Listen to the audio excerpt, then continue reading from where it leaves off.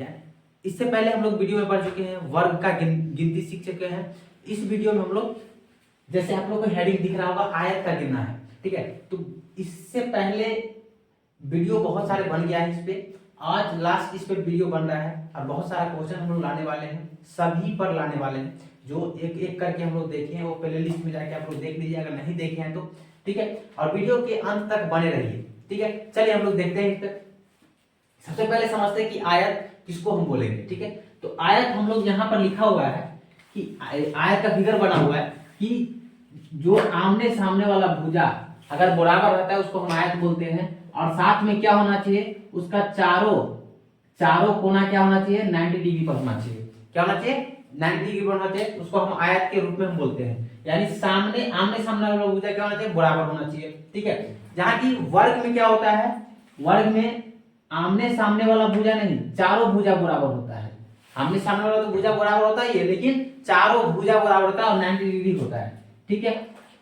अब यहाँ पे एक चीज कॉन्सेप्ट है, इसमें कॉन्सेप्ट में समझना जरूरी है कि हम जितना भी वर्ग है, यानी जितना भी स्क्वायर है, उस सभी स्क्वायर को हम आयत बोल सकते हैं। यानी सभी वर्ग आयत हो सकता है, जबकि सभी आयत वर्ग नहीं हो सकता है। क्यों नहीं हो सकता है, तो यहां पर देखिए कि सभी आयत वर्ग इसलिए नहीं हो सकता है क्योंकि आमने सामने वाला भुजा सिर्फ आयत में बराबर होता है, आमने सामने वाला भुजा, लेकिन वर्ग में चारों भुजा बराबर होता है। तो सबसे पहला कॉन्सेप्ट यही है कि आमने सामने वाला भुजा अगर बराबर है तो यहाँ पर भी वर्ग में भी आमने सामने वाला भुजा बराबर है, इसलिए हम बोल सकते हैं कि सभी वर्ग आयत हो सकता है, जबकि सभी आयत वर्ग नहीं हो सकता है। क्यों नहीं हो सकता है, क्योंकि इसमें आमने सामने वाला भुजा बराबर है, इसमें आमने सामने वाला बोल सकते हैं, लेकिन इसमें चारों भुजा नहीं बराबर है। किसमें नहीं चारों भुजा बराबर है,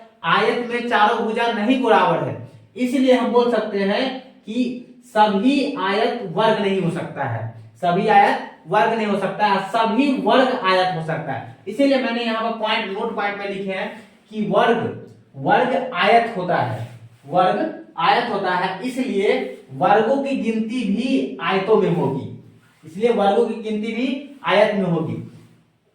तो जितना भी वर्ग होगा सभी आयत होगा, ये ध्यान रखना है, जितना भी वर्ग होगा वो सभी क्या होगा, आयत होगा। दूसरे में क्या लिखा हुआ है, आयत वर्ग नहीं होता है, आयत जो है वर्ग नहीं होता है, क्योंकि एक क्राइटेरिया तो मिल रहा है कि 90 डिग्री ये भी है, 90 डिग्री ये भी है, लेकिन इसका चारों भुजा नहीं बराबर है, इसलिए सभी आयत वर्ग नहीं होगा।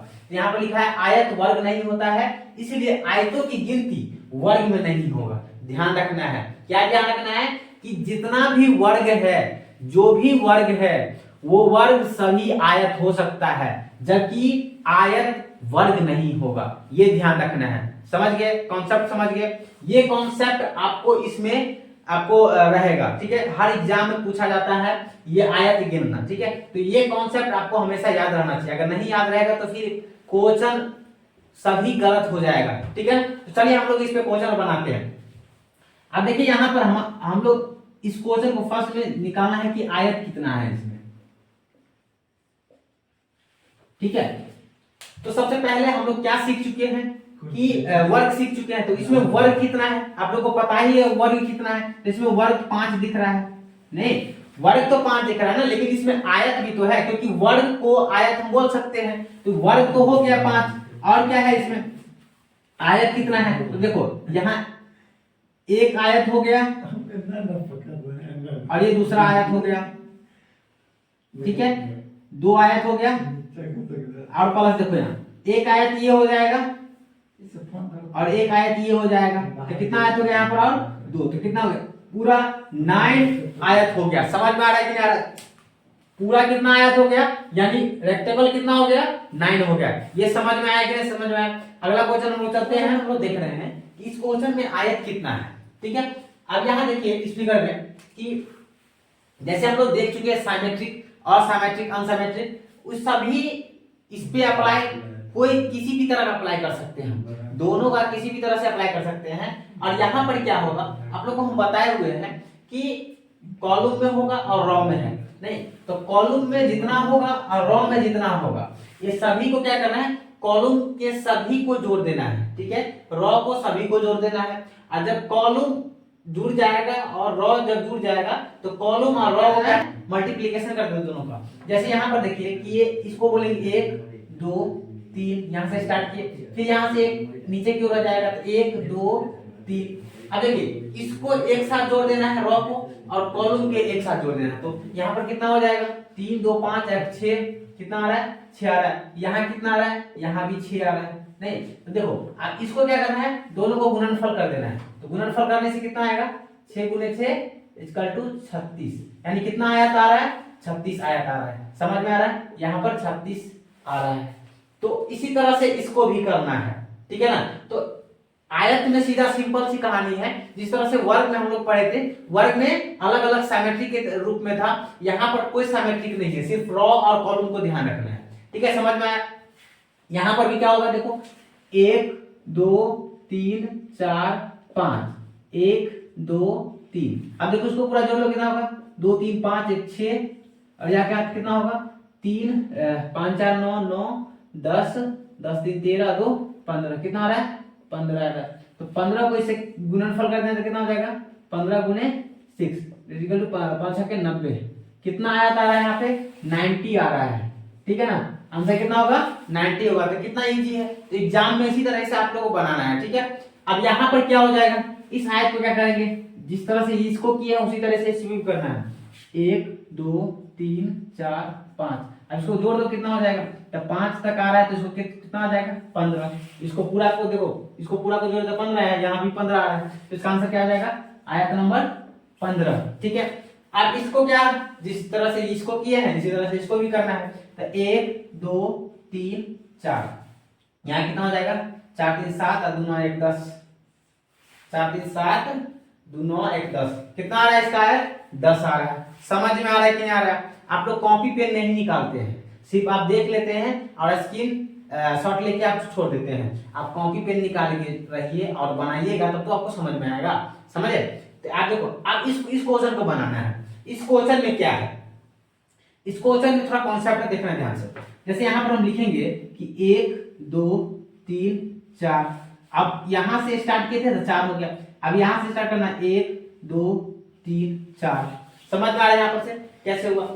अब यहाँ पर क्या है ज्वाइंट है, क्या है यहाँ पर ज्वाइंट है। तो कितना ज्वाइंट है, एक ही ज्वाइंट है ना। तो देखो यहाँ पर इससे अगर गिनती करते हैं तो इसका कॉलम कितना होता है 4 वाला है ना, तो 10 आता है, ठीक है ना। और इसका कितना आएगा, क्योंकि ये भी 4 है तो इसका भी कितना आएगा 10 आएगा, ठीक है। तो 10 10 तो 20 हो जाएगा, आपके हिसाब से तो 10 10 20 हो जाएगा। लेकिन यहाँ पर 20 आयत नहीं है, तो कितना ज्वाइंट है, कितना ज्वाइंट है, एक ज्वाइंट है। तो जितना ज्वाइंट रहेगा उतना घटा देना है, ठीक है। तो कितना हो जाएगा यहाँ पर 10 10 20 और 1 19, कितना हो गया 19 आंसर आ जाएगा। इसका आयत कितना है 19। तो ध्यान रखने की कि इसलिए घटाते हैं क्योंकि ये दो बार गिनती में आ जाता है, समझ में आया। इसलिए जितना ज्वाइंट रहे उतना क्या करना है घटा देना है, समझ में आया। इस तरह का अगर क्वेश्चन पूछे तो यहाँ पर क्या करोगे 1 2 3 4, यहाँ 4 तक हो गया, फिर यहाँ से स्टार्ट करो 1 2 3 4, ठीक है। अब इधर से स्टार्ट किए 1 2 3 4, अब गिनती करो कितना, यहाँ से आते कितना होगा 10, यहाँ से यहाँ तो बोले ये रो वाला कितना हो जाएगा, ये भी 10 हो जाएगा, ठीक है। और यहाँ से आते कितना हो जाएगा, ये भी 10 हो जाएगा।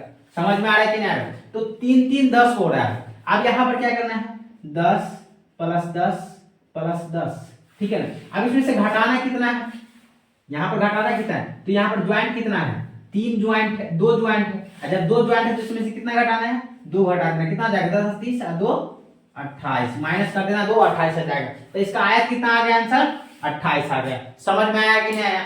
आप कॉपी पेन जरूर निकाल के लिखिए, और कॉपी नहीं निकाले तो पहले स्क्रीनशॉट ले लीजिए, आप लोग इसको नोट करिएगा जिससे कि आपको क्वेश्चन बनाने में इजी पड़े, ठीक है। नेक्स्ट क्वेश्चन हम लोग चलते हैं, हम लोग गिनती करते हैं, ठीक है। आप लोग भी गिनती करिए, वीडियो को पॉज करके आप लोग गिनती जरूर करिए। अब यहाँ पर देखिए कितना होगा, जैसे यहाँ पर 1 2 3 है, ठीक है। अब यहाँ की शुरुआत यहाँ पर से भी करना है 1 2 3 4, एक पट्टी वाला है ना, ध्यान रखना है यहाँ पर। तो कितना हो जाएगा यहाँ पर 3 2 5 और 1 6, यहाँ पर कितना हो जाएगा 10, यहाँ पर दिख रहा है कितना है, यहाँ पर अगर सभी को जोड़े कितना होगा 10 है, और यहाँ पर कितना आ रहा है तो 6 हो रहा है, तो यहाँ पर कितना हो रहा है पूरा कितना हो रहा है टोटल 16 प्लस 6। अब देखो यहाँ पर अभी और है, ये तो एक पूरा लीजिएगा ना आयत, ये पूरा तो है, ये पूरा वाला गिनती तो कर लिए, ये वाला पूरा वाला गिनती कर लिए, कितना हो गया यहाँ पर 6 16 1 17, कितना आयत हो गया टोटल 17 आयत हो गया। समझ में आ रहा है